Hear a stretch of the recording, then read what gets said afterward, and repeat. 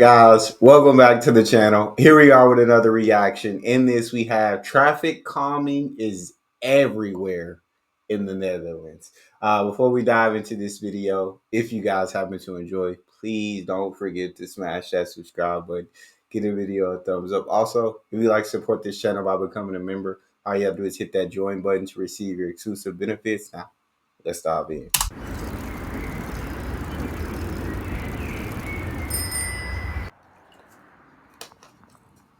Traffic calming in the Netherlands is a huge topic. Whole books have been written about it, like this one. But to me, Dutch traffic calming isn't just about the techniques that are used. That's interesting, but it's almost secondary.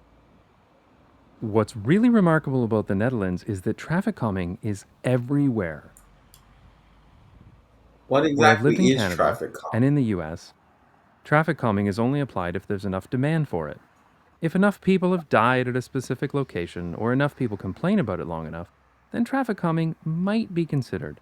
For example, Toronto has this convoluted warrant system. Irritation warrant management. God dang, that is a long list of things to do. Jeez Louise. I wonder how long that takes. Um but yeah, what exactly? I guess traffic calming just some kind of measure to slow traffic down or to reduce traffic in certain areas.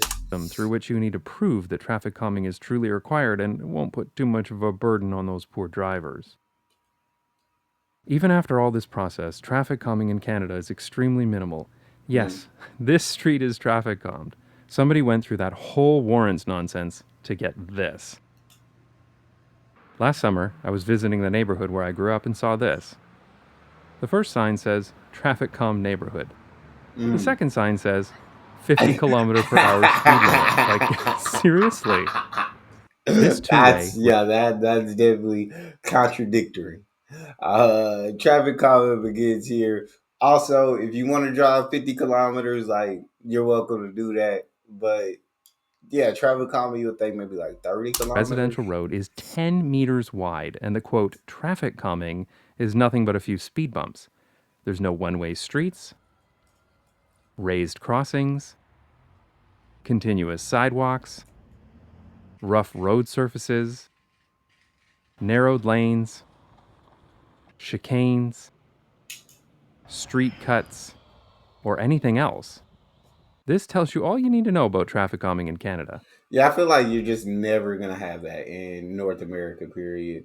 I don't think the infrastructure will ever be like the Netherlands is. I think the Netherlands infrastructure is absolutely amazing the way they do things, but I do feel like the Netherlands is more compact than Canada or the United States, which are absolutely humongous.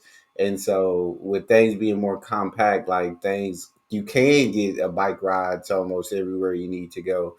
But in these countries, you can't, like, things are spread apart, so you have to drive. And so, I guess in North America, you want to make it as convenient as possible for the drivers. Compare that to the Netherlands, where traffic calming is baked into the national road safety guidelines. It doesn't matter if you're in a major city or in a village, if you're near the city center or in a suburb.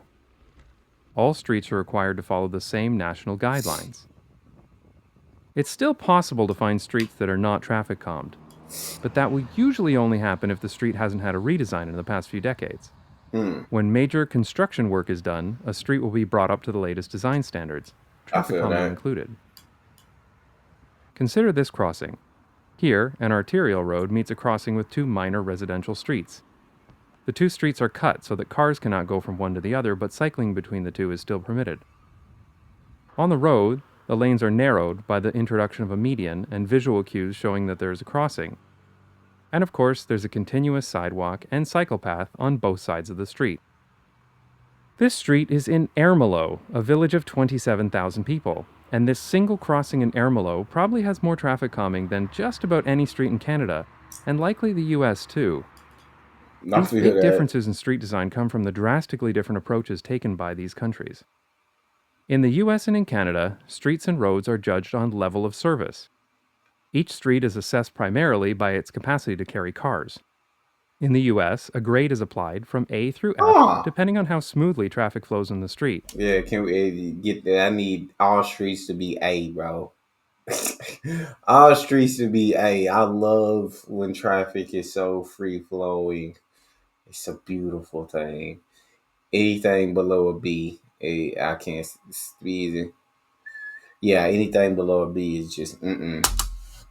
Traffic calming can work against this goal, so it will only be permitted if it does not significantly affect level of service. Hmm. This is why streets in the US and Canada look like highways, even in city Yeah, centers. facts, facts. In the Netherlands, a very different approach is taken.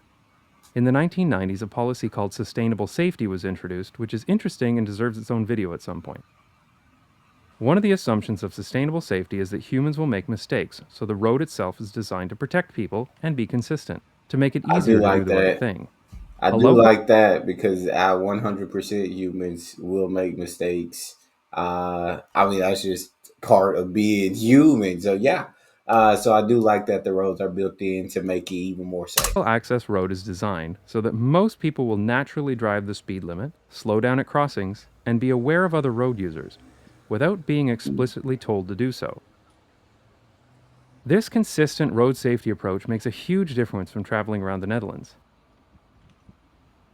Unlike in Canada, I know that just about wherever I go in the country, I will never have a problem crossing the street. I will never feel worried being outside of a car, I feel and I will that. never be anxious to walk somewhere. And I'm a lot less concerned about my kids being out in the street as well. Hmm. Traffic Yeah, calming can get very technical, so it's easy to get bogged down in the details. But a consistent, safety first approach to road design can make a measurable difference to how it feels to walk or to cycle around the city.